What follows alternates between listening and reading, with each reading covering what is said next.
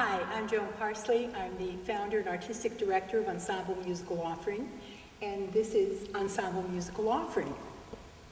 We want to talk to you today a little bit about why we do what we do. Ensemble Musical Offering was founded in 1998, incorporated in 2000, and we basically fill a niche in Milwaukee, Wisconsin, of doing the literature from the 17th and 18th century, sometimes going on further than that.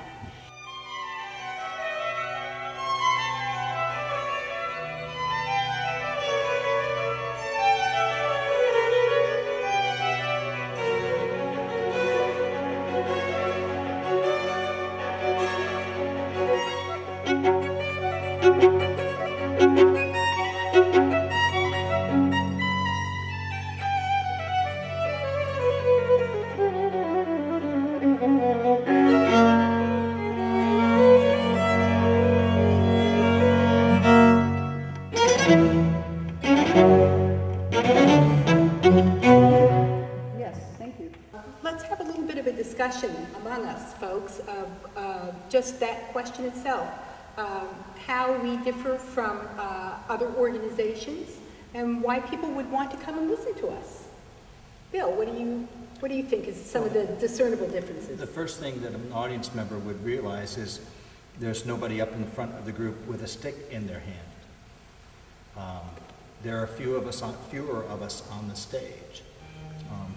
The largest Baroque orchestras, the typical Baroque orchestra was maybe 21 players, and quite often as few as 7. All of this music can be played with as few as 7 players. So the scale is really different from what you see at symphony.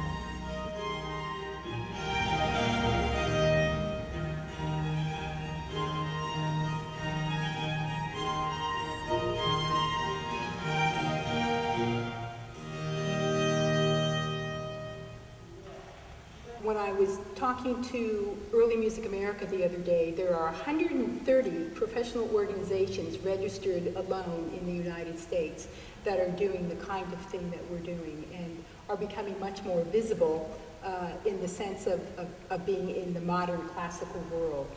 But people will say, well, how do you know what's going on? I mean, really, how can you project the spirit of the 18th century? You have 20th century ears and 20th century eyes. Geza, do you have a thought on that? Well, yeah, one word, equipment. Because we tend to use instruments, and I brought mine here, we tend to use instruments that are in the same setup as they were when, say, Bach was alive. I mean, roughly, this is an instrument in a setup from about 1740 or 1750, and this is a bow that originated around 1700. And so that's the kind of equipment a player in Bach's time would have had. Now, you can put a fine point on it. There are shorter bows one could use for earlier repertoire, and bows were not really standardized until the end of the 18th century anyway.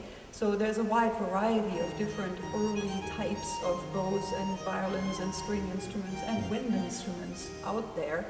The point is that the playing techniques are somewhat different from those we use on the modern instruments, and they allow us a different approach to the music, which we find extremely interesting and refreshing in some ways.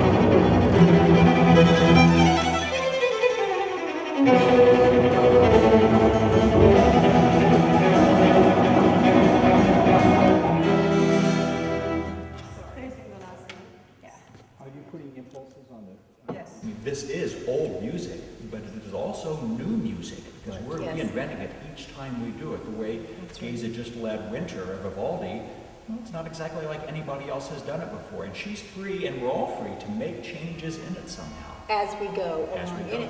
And I think the other thing that's interesting, especially with all the time I've spent in developing knowledge on Vivaldi in particular, is this was the fresh face of early music at that time.